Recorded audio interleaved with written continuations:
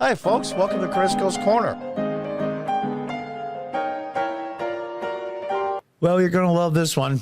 This is a live town hall with Republican presidential candidate Vivek Ramaswamy, and it's live.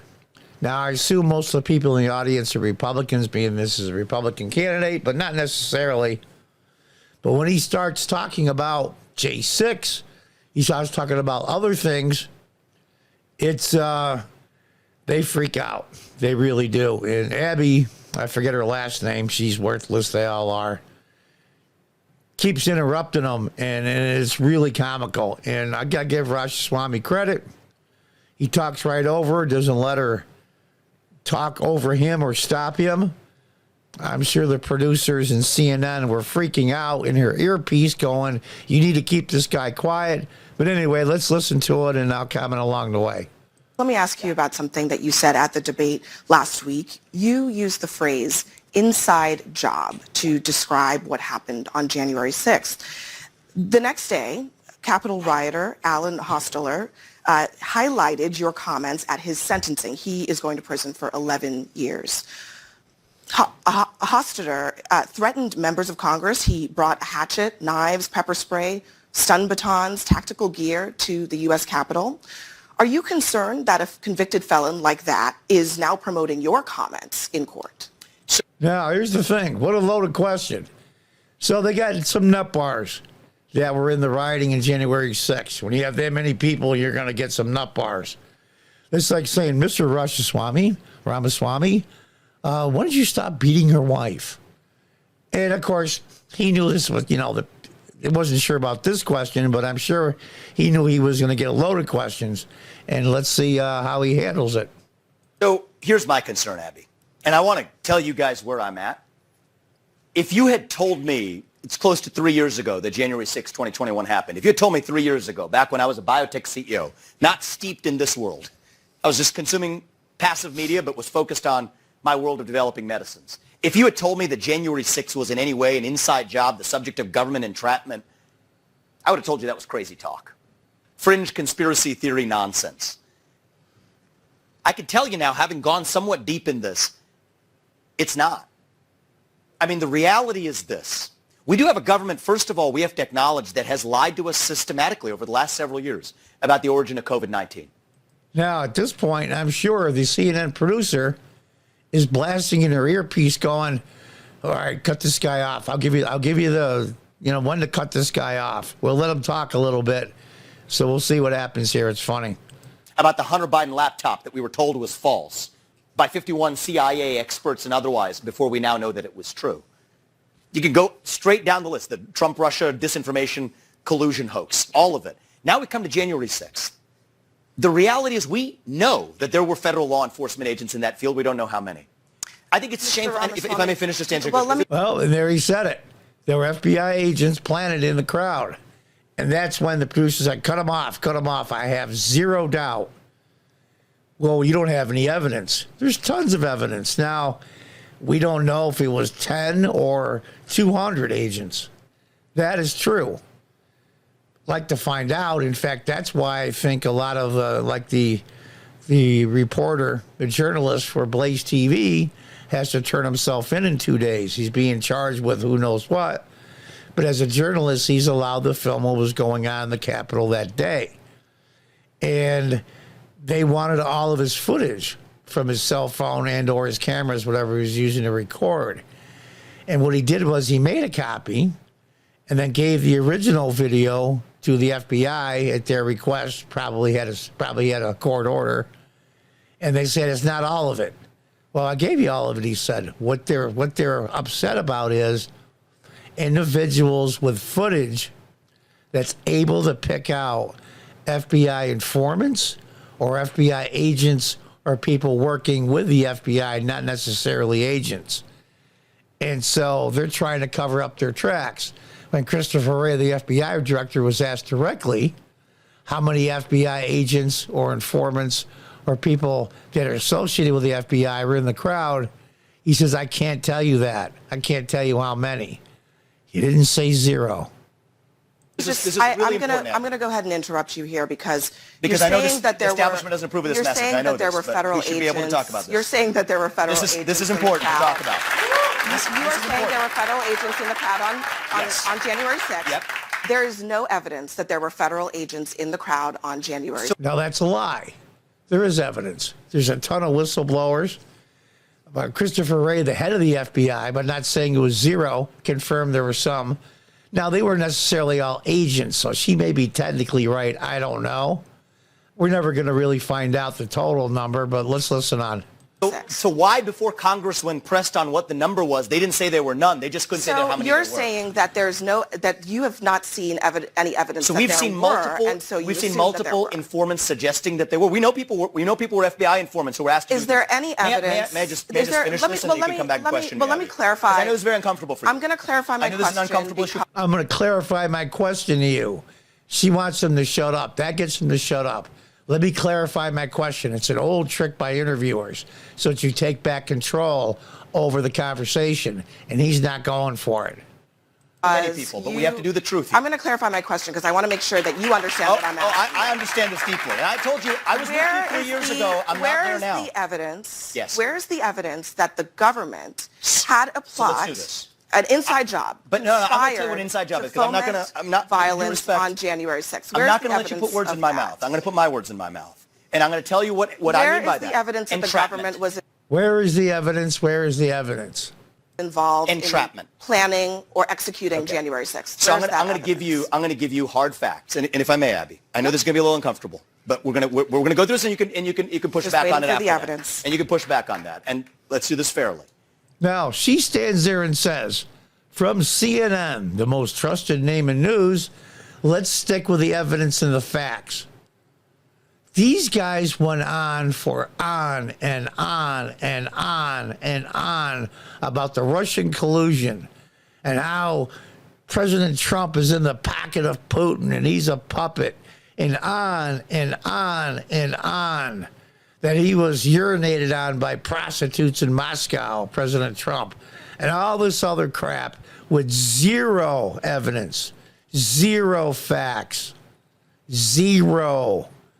When they said that the whole Hunter Biden laptop was a lie and not true, and it was barred on Twitter and Facebook to help Joe Biden win the election, they knew it wasn't. They knew the laptop was real. They knew. But we just want facts. No, they don't want facts. They want their own narrative. Why did they suppress footage of now what's been released, 200 hours of footage of shooting rubber bullets into that crowd, shooting tear gas into that crowd? You didn't see that before. You saw what the response was to that. Now you see footage coming out of actually rolling out the red carpet for Capitol Police allowing Ramaswamy, people in, again, right through the front door. The vast majority of the footage video evidence should have been released before, Abby. Mr. Ramaswamy, the vast majority of the footage shows police officers being overrun. And I want to talk about one more case. The vast majority of the video shows police being overrun. That's a lie. The vast majority of the videos, it just shows people just walking around the Capitol.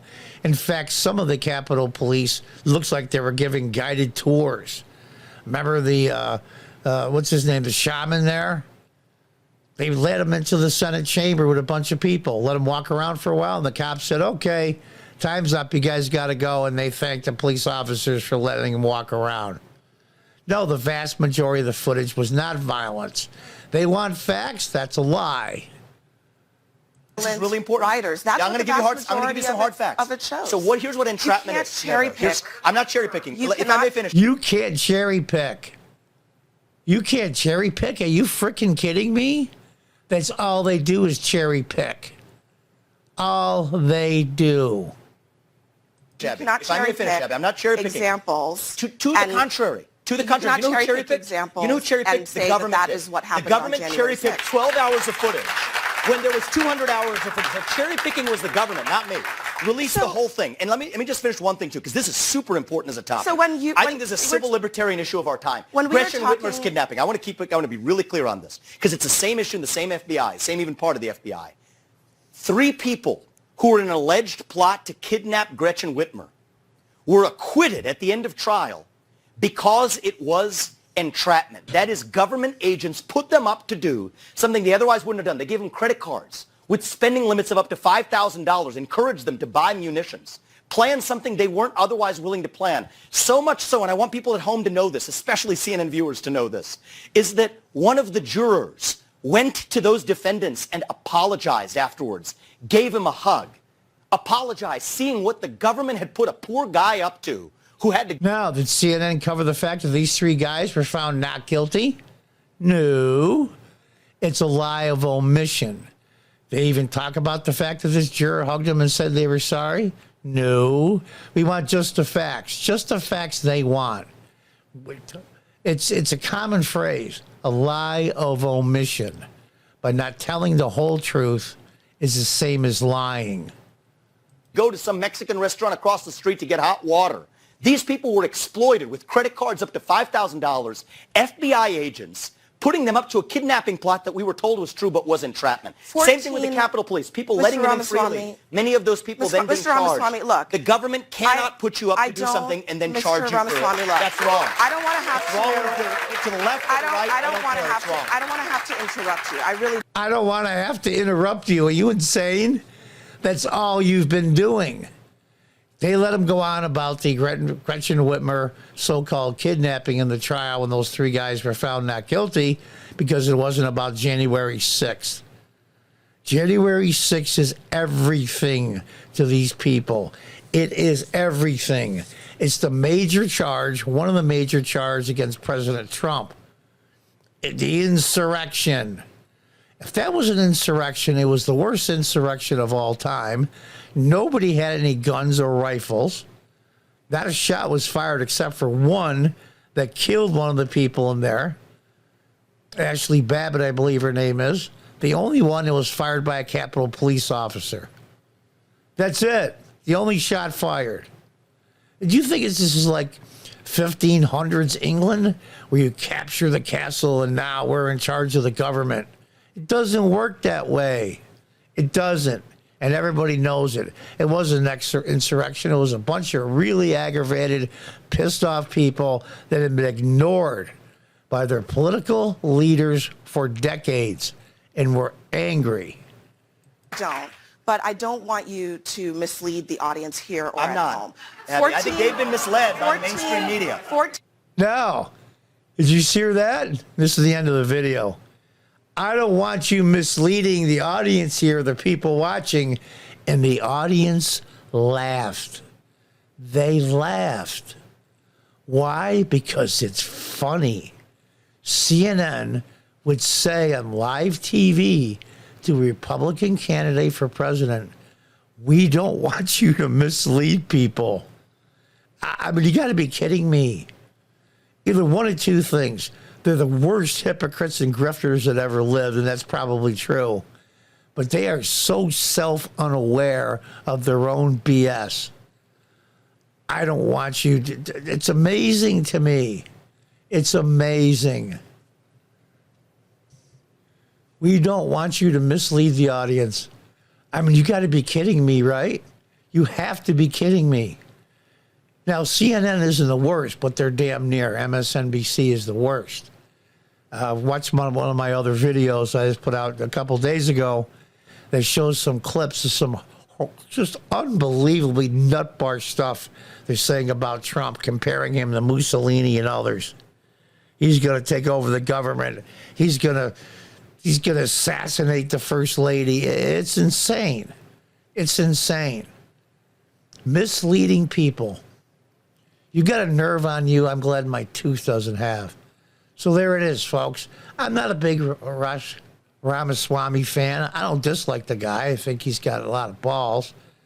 But I will say this, though. He stood up to her like that and just would not let him, she would not let her railroad him. And in fact, she was embarrassed at the end. It was a joke.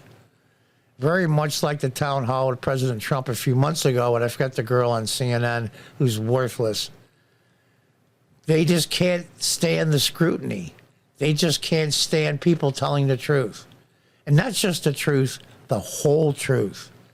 So let me know what you guys think. I think he did pretty good. I'll give him an A+ for this one.